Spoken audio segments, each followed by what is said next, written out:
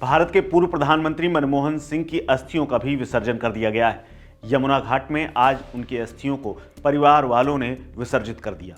मनमोहन सिंह से जुड़े हुए तमाम किस्से कहानियां और उनके व्यक्तित्व के बारे में पूरी दुनिया में लिखा जा रहा है और इन्हीं में से एक बात लिखी है एक नेता ने, जो अपने मुश्किल दौर में मनमोहन सिंह की मदद को लेकर के बेहद एहसानमंद खुद को मानते हैं। आज वो नेता एक देश के प्रधानमंत्री हैं। जी हाँ, मैं बात कर रहा हूं मलेशिया के प्रधानमंत्री अनवर इब्राहिम की। अनवर इब्राहिम ने भारत के पूर्व प्रधानमंत्री मनमोहन सिंह को श्रद्धांजलि देते हुए उस वक्त को याद किया है जब वो मुश्किल दौर में थे, राजनीतिक कारणों से वो जेल में गए थे। तब उन्होंने याद किया कि कैसे जेल में रहने के दौरान उनके बच्चों और परिवार के लिए भारतीय नेता ने छात्रवृत्ति की पेशकश की थी। उन्होंने उनके ट्यूशन फीस को जमा करने की पेशकश की थी। दरअसल अनवर इब्राहिम ने सोशल मीडिया एक्स पर प्रधानमंत्री रहे मनमोहन सिंह के बारे में लिखा कि भारत को विश्व की आर्थिक शक्तियों में से एक बनाने के लिए जो उन्होंने काम किया है, उन्होंने मेरे लिए भी एक बड़ी बात कही थी। अनवर इब्राहिम ने मनमोहन सिंह को अपना भाई बताते हुए लिखा, मेरे भाई मेरे मित्र ने मुझे पेशकश की थी। अनवर ने इस प्रस्ताव को उस वक्त अस्वीकार कर दिया था, लेकिन उनकी मौत के बाद आज इसका खुलासा किया है।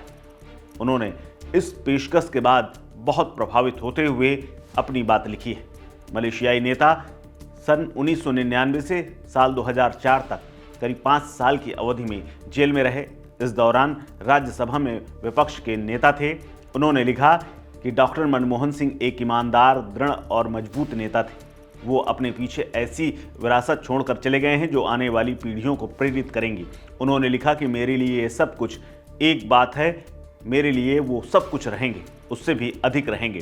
बहुत से लोगों को ये नहीं पता कि उस समय जब मैं जेल गया था, मैं एक मलेशियाई लोगों के साथ वो बात साझा करना चाहता हूँ। जब मैं जेल में था सालों तक, इस दौरान मनमोहन सिंह ने ऐसी दयालुता दिखाई जिसकी उन्हें आवश्यकता नहीं थी। उन्होंने मेरे बच्चों को, विशेषकर मेरे बेटे इहसान के लिए छात्रवृत्ति की पेशकश की थी। मलेशियाई प्रधानमंत्री ने आगे लिखा, हालांकि मैंने इस शानदार प्रस्ताव को उस समय अस्वीकार कर दिया था। उन्होंने आगे लिखा कि उन अंधकारमय दिनों में जब मैं जेल में था, उस भूल भुलैया में था, तब मेरे एक सच्चे मित्र की तरह वो खड़े हुए थे। शांत उदारता के ऐसे कार्य उन्हें परिभाषित करते हैं और वो हमेशा मेरे दिल में लिखे रहेंगे। अलविदा मेरे दोस्त, अलविदा मेरे भाई मनमोहन। इस पोस्ट की चर्चा पूरे देश में हो रही है कि मनमोहन भले ही उस वक्त प्रधानमंत्री नहीं थे, जब वो जेल में थे, तब भी वो मदद करने के लिए तैयार थे। हालांकि ना तो उनके पास इतना पैसा था, ना इतनी ज़्यादा जायदाद। वो अपने पीछे महज 15.5 करोड़ रुपए छोड़ करके चले गए, लेकिन इसके बावजूद भी वो कैसे देश के बाहर भी मदद के लिए तैयार रहते थे, उसकी ये एक बड़ी मिसाल है। इस खबर में फिलहाल इतना ही। अपडेट्स के लिए बने रहिए वन इंडिया हिंदी के साथ। नमस्कार।